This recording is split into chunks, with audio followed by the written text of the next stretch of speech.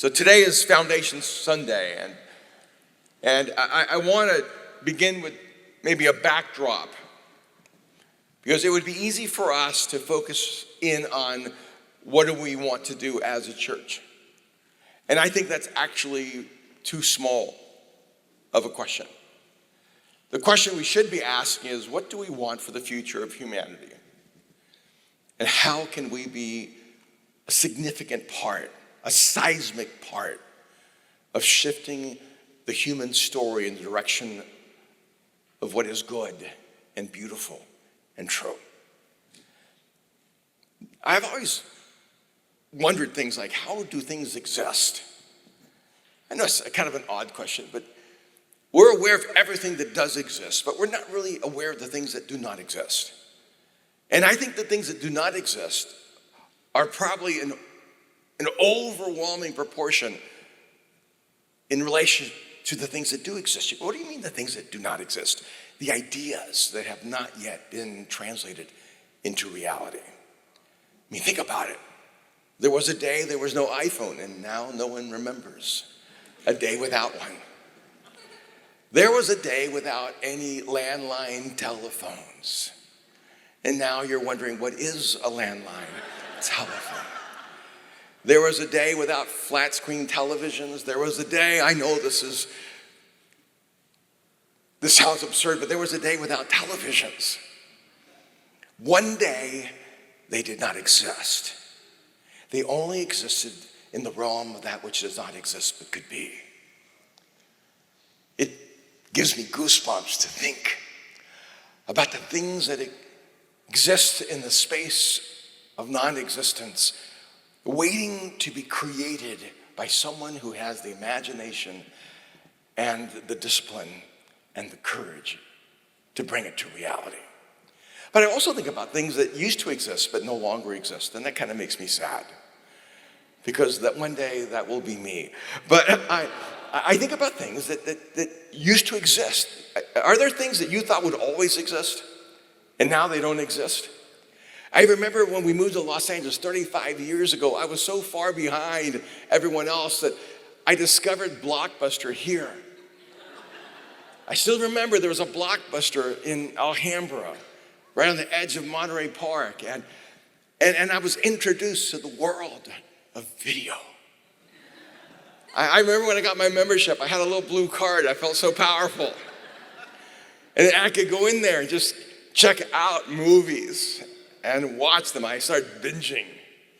In fact, my first dive into Blockbusters, I went and rented every movie on Los Angeles that had ever been made and started watching every story about our city.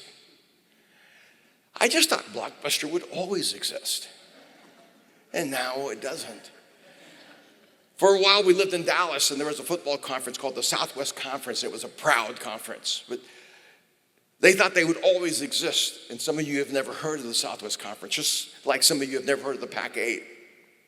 You only think there was a Pac-12, and there really is no Pac-12.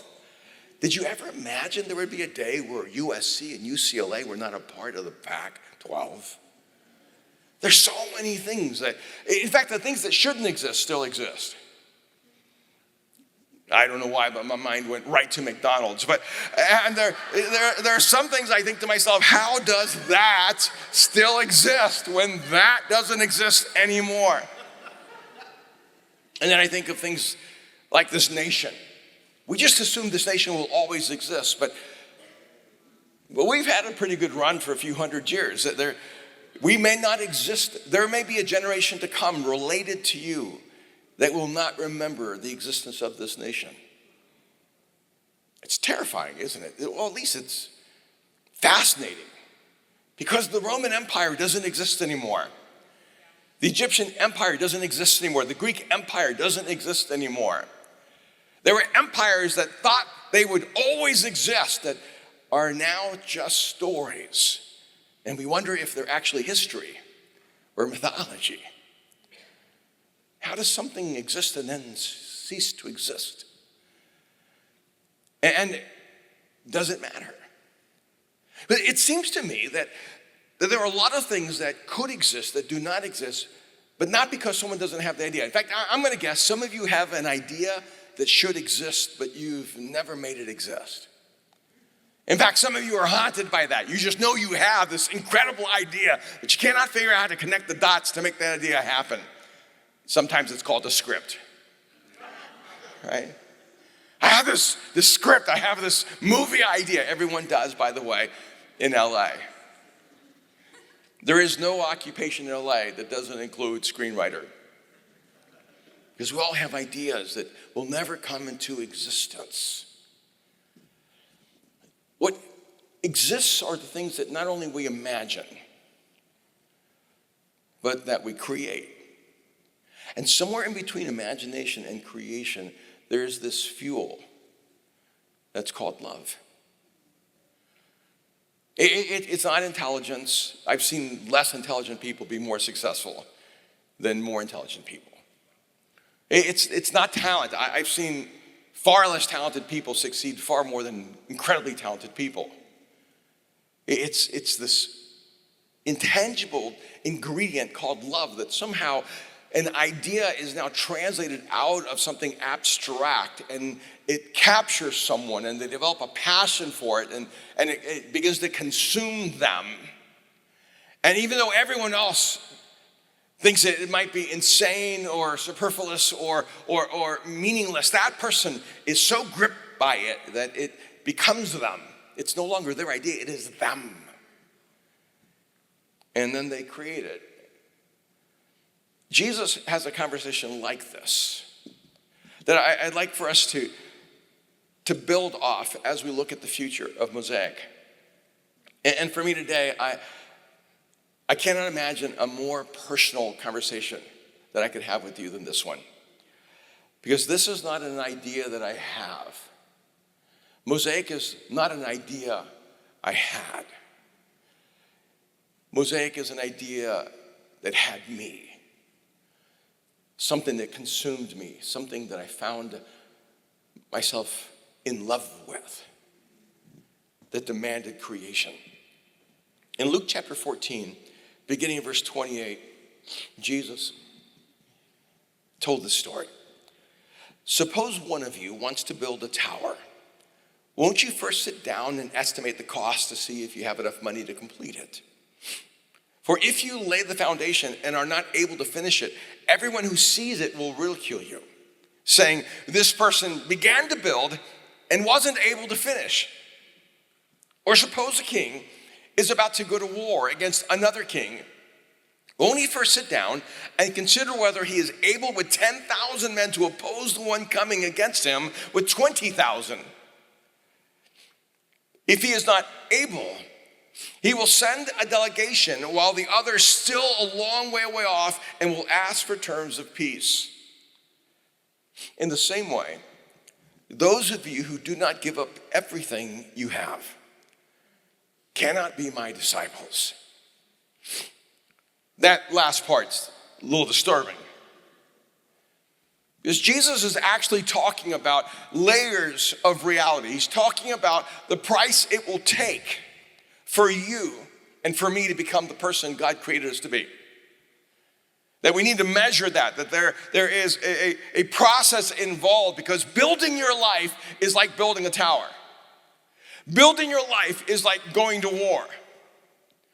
And there's a price you're going to have to pay. There is a tension here that you're going to have to grapple with if you're going to become the person that God created you to become. But there's a broader conversation here from Jesus, because Jesus did not come simply to bring one individual to himself, but to bring us all to each other in this dynamic community called the church. He's also describing the price that's going to have to be paid to build what is on his mind. Because again, the church was an idea that was about to go through a transformation into a reality. And the fuel that took that idea of the church into the reality of us was love. So when Jesus uses this intense language, in the same way, verse 33, Those of you who do not give up everything you have cannot be my disciples. What he's actually saying is you're going to have to match the level of love and sacrifice that I have if you want to walk with me. If you want to build what I'm building, this is the level of commitment it's going to require. And there's no way of watering it down. There's no way of diffusing that. And you'll only understand the power of this statement if it has captured you and you too are overwhelmed by love. Because when you talk about building a foundation for the future, you can only build the future if you love what you're building, what you're creating. And the metaphor is pretty dynamic. Because here we are in Los Angeles. For those of you who are joining us around the world, Los Angeles is an anemic city when you look at world-class cities. If you fly to world-class cities, you go to Paris, you go, oh, that's the city. You fly to London, you go, wow, that's the city. You go to New York, you go, wow, that's the city. You go to Tokyo, you go, wow, that's a city. You come to LA, you go, where's the city? Because clearly something was missing when we were designing our city. And in downtown, our tallest cities have been sitting empty because of corruption and fraud and other small details like that. Because when they were building them, they did not measure the cost of what it would take to finish the project well. And a lot of us are like empty skyscrapers. Sometimes we're just like small huts, but I'm giving you the benefit of the doubt. Because when we add wealth or fame or prestige or power, that's when we become a skyscraper, but it doesn't mean there's anything alive in it. Which I found to be really interesting as we've been reconstructing and fixing our house from all the black mold and all the mushroom spurs and who knows what else is in there. All the ghosts of 100 years called fungus. It was explained to me by a designer that a house will decay faster if no one lives inside of it. I said, what? Because if you leave a house empty, it dies. I felt myself getting goosebumps. I said, there's almost no explanation for it, but if a house is designed for life, it's the same way with the church. Have you ever wondered why there's so many empty church buildings all over the world where the church has been? I mean, we have a trail of irrelevance to trace back all the way to Jerusalem for the church. Cathedrals and buildings that are a reminder to us that something was alive there at some point and now it's dead. There may be a handful of people in there, but if you walk in, you know it's dead. And for me, it's always a little psychologically and emotionally and spiritually traumatic for me. Kim loves going into old church buildings. Anybody like that? She does. And I appreciate the art and the architecture and the stained glass. But in fact, I think we were in England and we went to this old church building. She just wanted to go from one old church building to another one. And my soul was dying. She says, look at this, look at the architecture.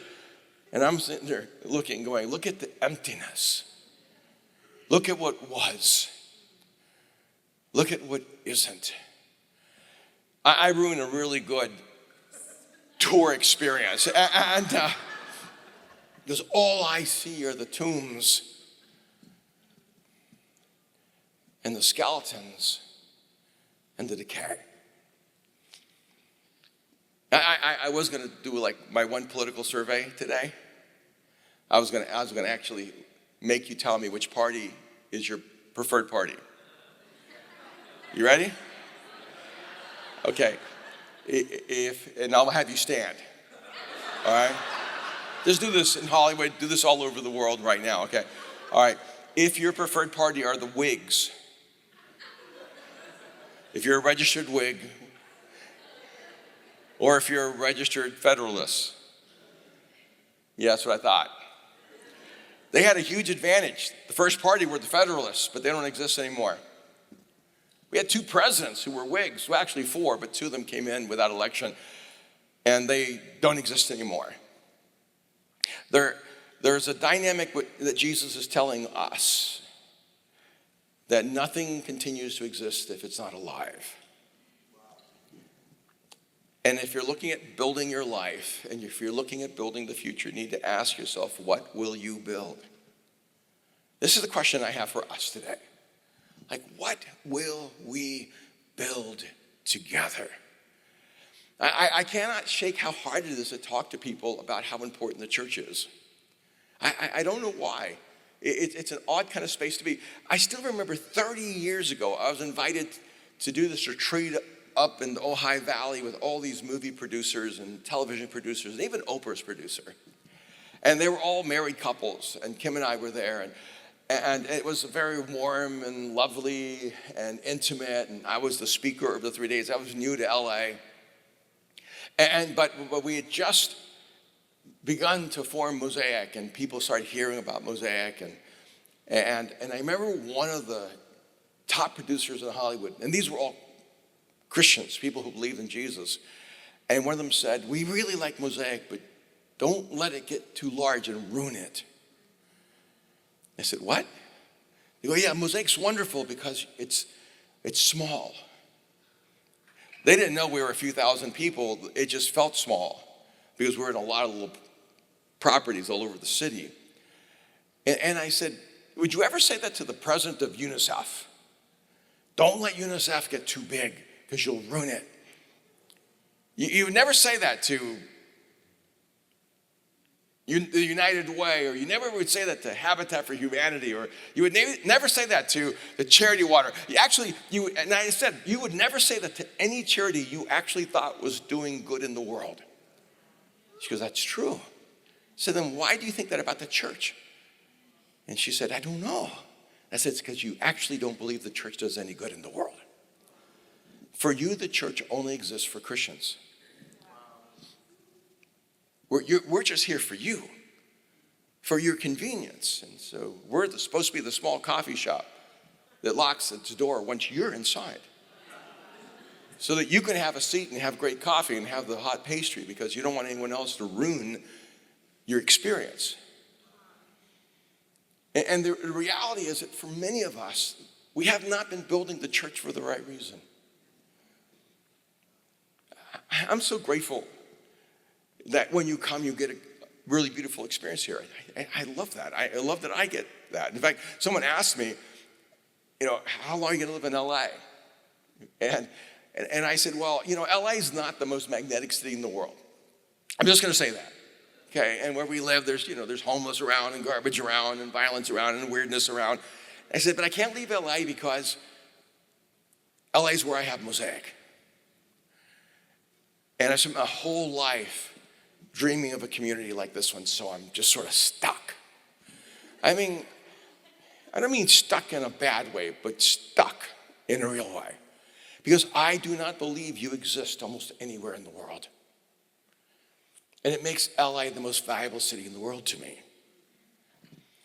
But what is interesting to me is that idea that, well, there's already enough churches. Anybody eat meat? Like, if you have if you have 1,000 McDonald's, you still need an In-N-Out. Right? It's like, see, if I were asking you, I want you to invest deeply in building another McDonald's, I can understand where you go, that doesn't inspire me. I'm telling you, in a world of tens of thousands, no hundreds of thousands, no millions of people, or billions at McDonald's, the world is desperate for one In-N-Out because they don't know what a burger is supposed to taste like. And it doesn't have to wreck your health while you're eating it. See, there are a lot of churches in the world, but I'm telling you, I've traveled the world. And there are no churches like you. And we're building something that's really important here. Have you ever noticed that if you go to a place enough and you really like it, you begin realizing everybody there is like you? And one of the reasons you like it is because the people who are there are like you. That's the way churches work most of the time, by the way. And I'm not saying this is a bad thing, but if you go to churches around the United States and even other parts of the world, you get a very particular kind of person. And they're also awesome, but they're usually like super conservative, super traditional, super safe, super secure, and they match the culture of that church. There are very few churches that actually built a foundation to reach people who would never walk into church. See, there are very few places that, look, we're going to learn how to communicate the message of Jesus in a way that it's so normal, they're going to wonder if it's actually spiritual, because it's actually going to be so human and so everyday, and we're going to take all the these and thous out of the whole thing and remove all the hyper-spirituality that is so dysfunctional and neurotic. And I'm just going to say that. I was going to say 90%, and maybe that's an understatement. It feels like to me that 90% of Christianity is incredibly neurotic. And that's okay, because we all have our own neurosis and we have to express that somewhere. But there has to be somewhere where people can actually process the question of, is God real? Is Jesus who he claims to be? Does the Bible actually teach me what I need to know to live life best? And I don't want you to underestimate what we've been building.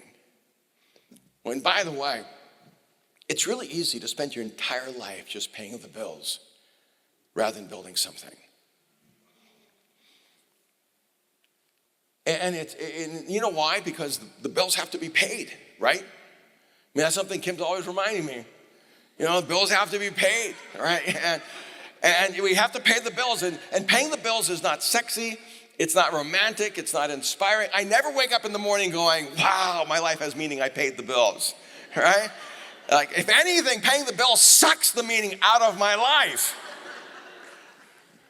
So if you keep waiting to build something until you've paid all the bills, guess what? You're going to die. And you will never have built anything with your life. This is one of the reasons I think tithing is such a brilliant idea from God to us. That we invest 10% of our life in eternal things. And so if you're making $5,000, it's just $500. And that's a lot when you're only making $5,000. There's a break point. But I remember one time this guy was pretty rich, and he was struggling tithing. He's like, I make too much to tithe. It's an easy solution. Let's just pray that you would make less. Let's find how poor you need to be become generous. So there's this odd kind of dynamic. Some of you are convinced you have to get richer to be generous. But some of you are convinced you have to get poor to be generous. And I love the thinking, well, if we gave 10% of our income, it would just overwhelm the church with too much money. Trust us. All right? Give it a shot. Let's see what might happen. And then when people make too little, so the church doesn't need mine. Mine's just 78 cents. It's not about how much it is. It's about moving you from a consumer to an investor. And I did something this morning I should not have done. It's traumatized me, and it's probably affected my talk. 7 years ago, I was sitting with Kim and our accountant, and we had a little accounting company that helped us try to manage our life. And I said, I'm going to buy a Tesla. And Kim's like, you're going to do what? I said, I'm going to buy a Tesla. And what's a Tesla? And my accountant said, no. As if he were my father. He literally said, you cannot buy a Tesla. And I said, I think you're confusing our relationship. And you manage my money, you don't manage me. And he goes, well, it's just a terrible investment. In fact, you don't even know if Tesla's going to exist in 7 years. This is a waste. He dropped me. When I said, do you remember this? Yeah, Elisa remembers it. I got dropped because I made the frivolous choice of buying a Tesla 7 years ago. And so this morning, and by the way, it was a lot of money. A lot. And so I factored in today how much it would be worth if I had, instead of buying my Tesla, taken the same amount of money and invested in Tesla.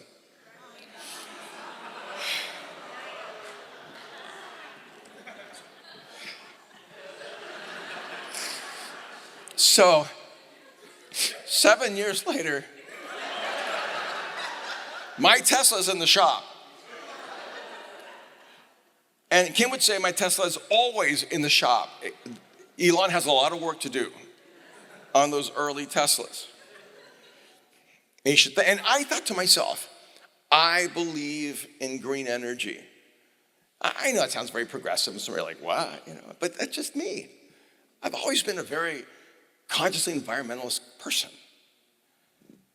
And I said, I believe in green technology. And I remember saying to this accountant, if I can afford to buy Tesla and I don't, I'm not going to be fulfilling my ethical responsibility because my purchase will drive the price down so that it can be available to every person at a lower cost.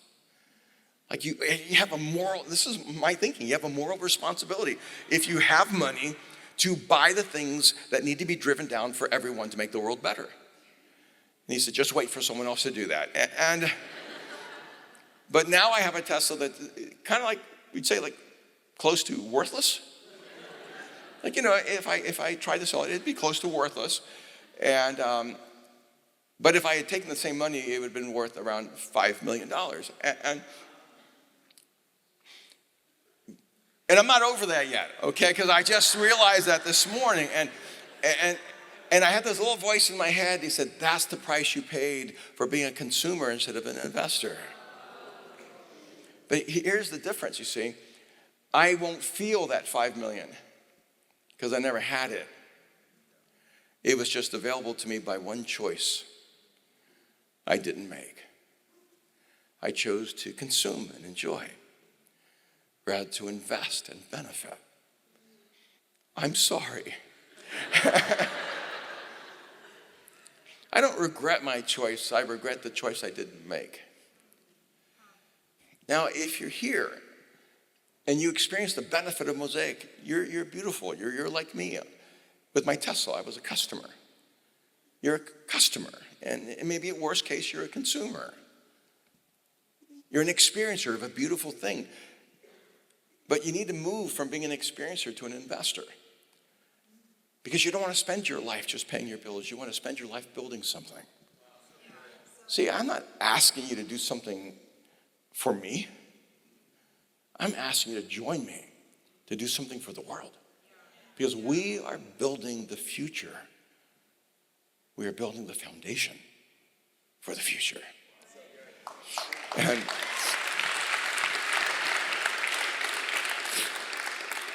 but it's not just what will you build, but what will it cost you? Jesus shifts from one metaphor about building a tower and how foolish you'll look if you only start without thinking through the end game. I feel that way a little bit now. Because when I first came to Mosaic, and I remember when I first started on the platform and accepted the role to lead the church as the pastor, and I got asked on stage, how long will you commit to stay? And I forgot to talk about Kim about that. And I felt caught off guard, and I said 15 years. I don't know why I said that. It just sounded like a good round number. And after I got off that platform and I went to the house, Kim said, 15 years? You just committed without talking to me to stay here for, she didn't love LA, by the way, to stay here for 15 years? And I said, well, it wasn't 20. She goes, that's not helpful. It's 15 more than we talked about. But now we've been here 30. And so I'm like, we doubled that commitment.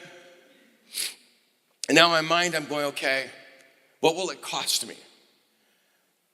Because you get to a certain point in your life, you realize the money isn't what it costs you. It's your time. It's your life. I'm fairly good at making money. I just can't figure out how to make up time. If I lose money, I can find a strategy. I can put together a cool little thing. I can do something really significant, and I can create wealth through imagination, ingenuity, and hard work. But I cannot reclaim a single moment of my life.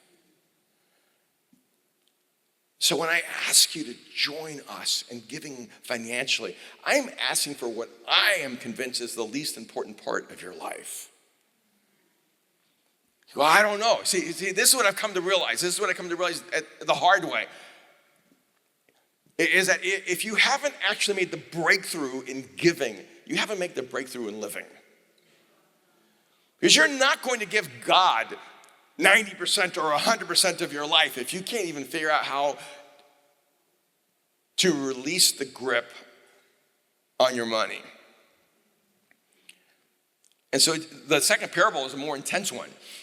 Or suppose a king is about to go to war against another king. He's saying you're about to go into a battle, and you'd better figure out if you're able to win that war. He said you need to measure the cost, because what will it cost you? And I can tell you just even from this vantage point, and I know this may not be as relevant to you, but Kim and I, when we were living in Dallas, 35 years ago, and I studied where strategic leaders moved to grow churches. And you looked for certain factors. And if you found the factors, you could actually go start a church and it would grow like crazy. And it's interesting because it's not that far away. And one of those places was Orange County. You go to Orange County, add water, church explodes. It's San Diego, add water, church explodes. Atlanta, you don't even have to add water, church explodes. It's like, Chicago, there are places around the country, if you add water, the church grows. You know why? Because there are a lot of Christians there. And if you create great worship and do great Bible teaching and provide air conditioning, the place fills up. If you provide great childcare, you're gonna have tens of thousands of people. And I realize now I've been doing this for so long. And I get invited to speak at churches, and I go, and we're talking, I go, what's your budget? And they go, 180 million. Like, 100, over 100 years? And no, that's annually. And I realize, wow, that's almost 180 million more than us. Because when we came here, there wasn't a single factor for growth. And we chose what we could identify as the hardest place in the world to grow a community of Jesus.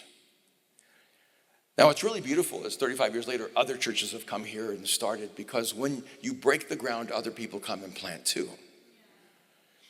But I am convinced there are places in the world that desperately need us to pay the price to prove that Jesus is relevant there.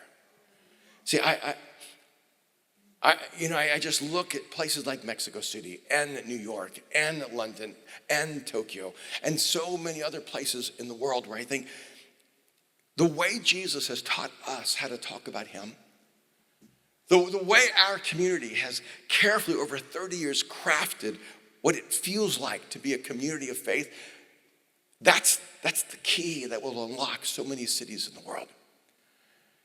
And I just think that we could settle for less, but we should actually aspire for more. And so I'm going to ask you to join me and Kim paying an absurd personal price to do what I am convinced no one else in the world would do if it's not us. There is a little part of me that's, I guess I could say selfish. Do you have a selfish part of you? Like there's a little selfish part of me that says, I don't want to do anything that someone else can do. I just don't. I'm not interested in the common. I'm not interested in the ordinary. I'm not interested in the easy. I'm not interested even in the doable. Sometimes I'm almost dysfunctional. I am really interested in the impossible. I'm really interested in doing what humanity desperately needs that no one else thinks can be done. I'm telling you, Mosaic, we've been training and preparing and building and living for 30 years to be what the future needs. There's a lot of studies that show that conservatives give a lot of money and then liberals don't give any money. I don't know why. That's just the way it plays out. But I just watched the last 100 days, and the Democratic Party raised $1 billion in 100 days. So if you're here and you're liberal, you got money. You just haven't been giving it up. You needed a reason to give, which actually put an indictment on me. Because maybe I haven't given you a reason to give. Maybe you don't understand that the world is desperately lonely, broken, hopeless, and that Jesus Christ is the hope of the world. And maybe I have understated it in such a way where you think it's not urgent and not significant and not important and not essential. But if I could just take one moment to try to convince you that what is happening here is essential for the future of humanity, and that people desperately need Jesus. And sometimes it's hard to understand that, because maybe if you grew up in church, Jesus has always been around. You've been swimming in Jesus stuff all your life. But see, I didn't grow up in that. I know what it's like to not know. And I remember what it's like to be disconnected from God. And I remember what it was like before I entrusted my life to Jesus. And I would not want that for anyone on the planet. I also know, I feel like I'm proof of concept. I know Jesus changes lives. I don't even need to see it in anyone else's life, because I see it in what he did in me. And that's not like, it's because I didn't choose to rob banks and become a serial killer and all these other things. No, it's because I found that it is possible to wake up in the morning with hope. Like, I discovered that you can actually live a life that's fueled by love. That there's a shift that can happen inside of every human being that drives us to be the best version of a human being. And man, our planet needs that. I don't care if you're conservative or liberal or where you fall in the spectrum of all the political, cultural arguments. What the world needs from you is the best version of humanity that you can become.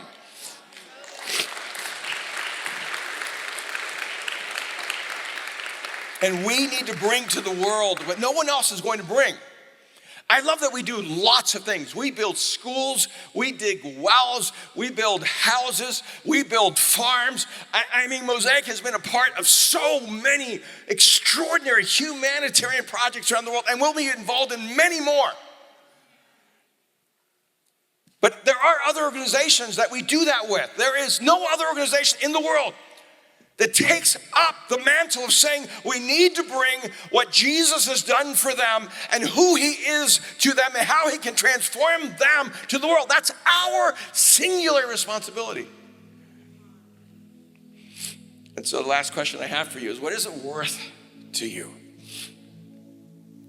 That's really the defining question for our future.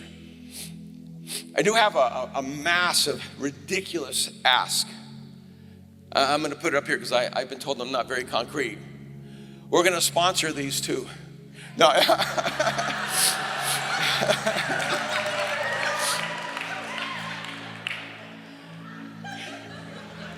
Sorry, when I first saw that, actually, they're like the beautiful representation of who Mosaic is.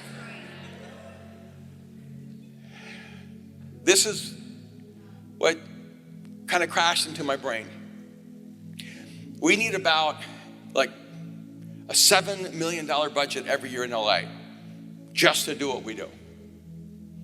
And it doesn't really require a miracle. If everyone in our community gave 10%, we would explode past that. And so the baseline is that $7 million LA budget for next year is, would you take some time and get along with God and make a commitment to not simply be a customer, but an investor?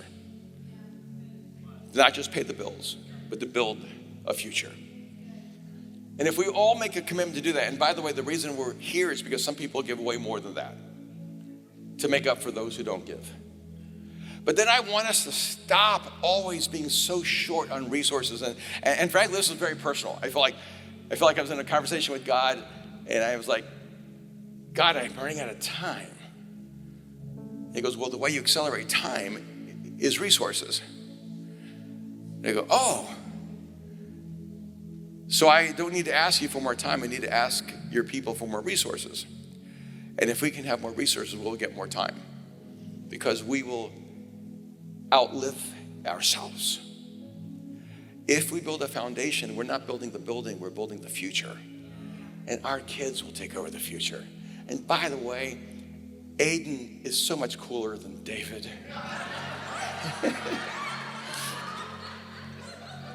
The future is in better hands. And so here's what I'm going to ask us to commit to. I want us to raise $1 million so that we can have mosaics in significant places in the U.S. like New York. I want us to raise $1 million for Latin America, for Mexico City throughout Latin America, and we'll add Spanish-speaking countries to that. We want $1 million for Europe, for London and Paris and Madrid and Barcelona and places where a fresh and new expression of Jesus needs to exist.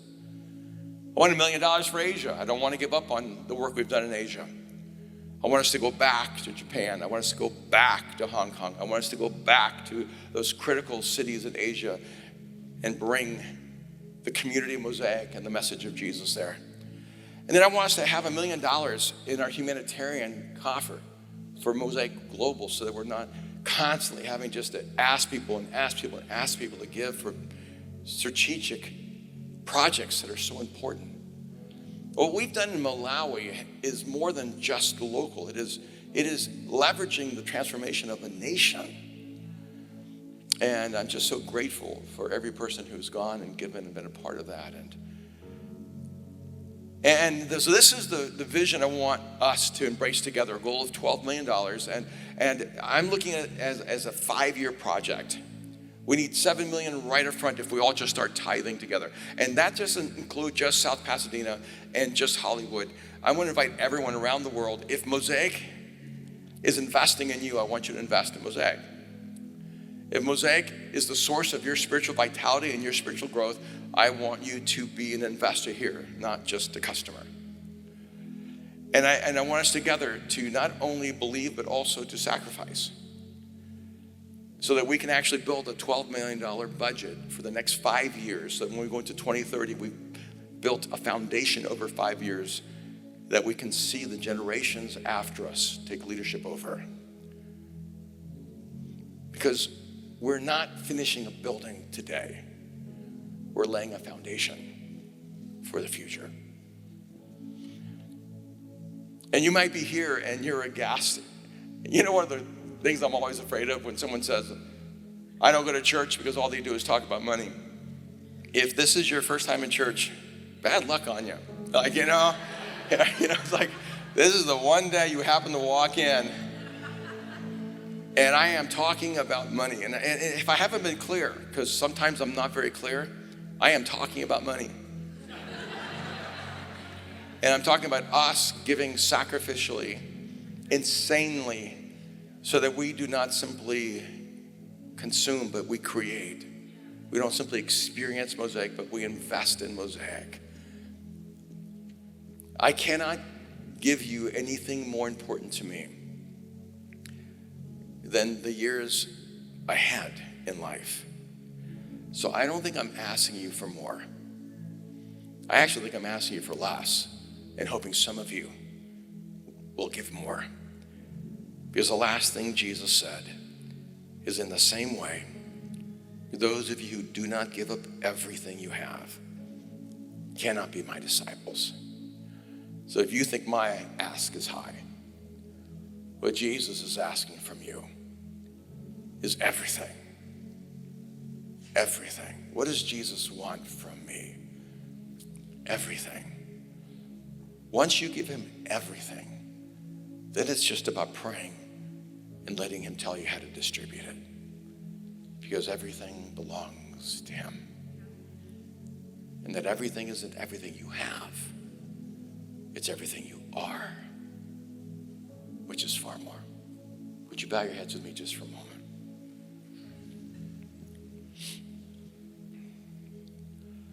If you're here today and you've been on a journey and you've never opened up your life to Jesus, I want you to know the reason we're talking about giving is because you matter to us. We're talking about money so that you can experience freely what Jesus died to give you: forgiveness and freedom. And if you're here and you've never entrusted Jesus with your life, if you've never crossed the line of faith, I want to invite you, even in this moment, to open up your life to him. Because Jesus died 2,000 years ago for you.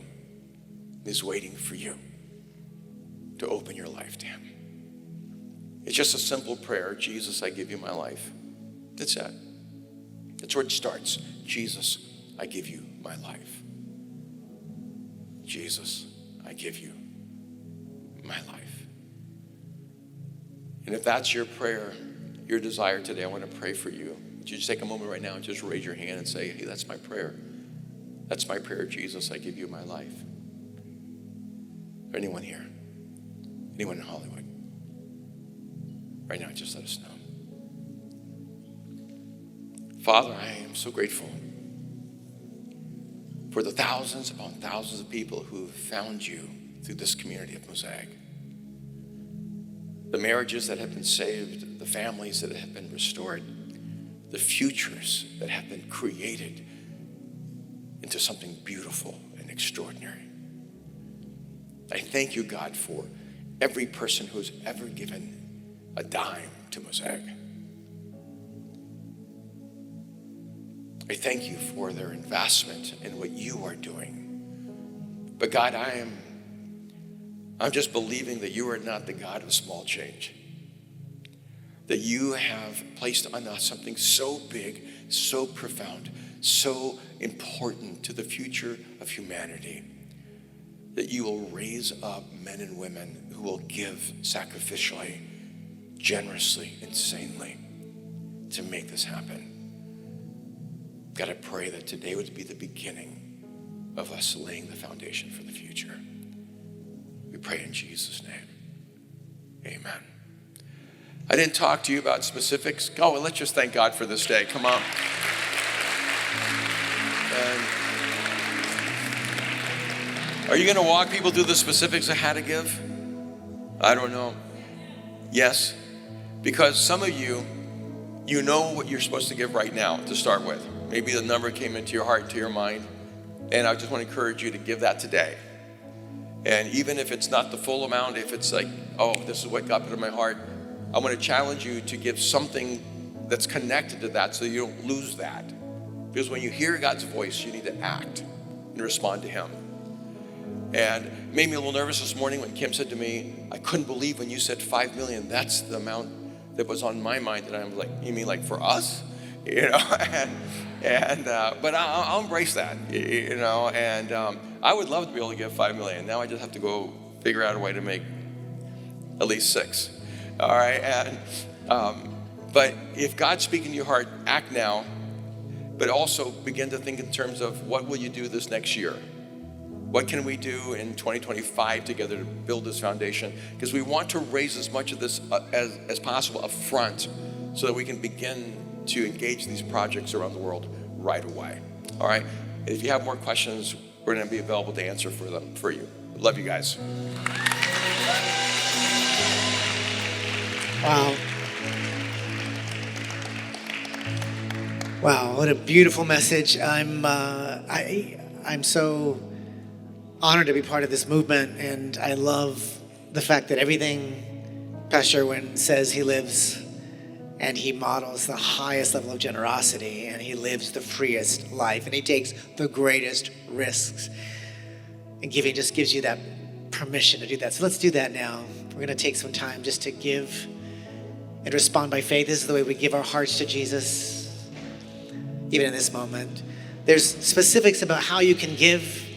You can go to mosaic.org/give, the QR code behind me. There's give boxes at the exits as well, and we're going to pass the buckets. But there's also other ways. If you go to mosaic.org/give, there's something called gift sharing or gift matching, where we've had this before. People who work at Disney and other places that actually some of them match your gift towards a 501c3, which Mosaic is, and you can do that as well. We've seen that. If you approach an employer and say you'd like to give an amount, they can match it.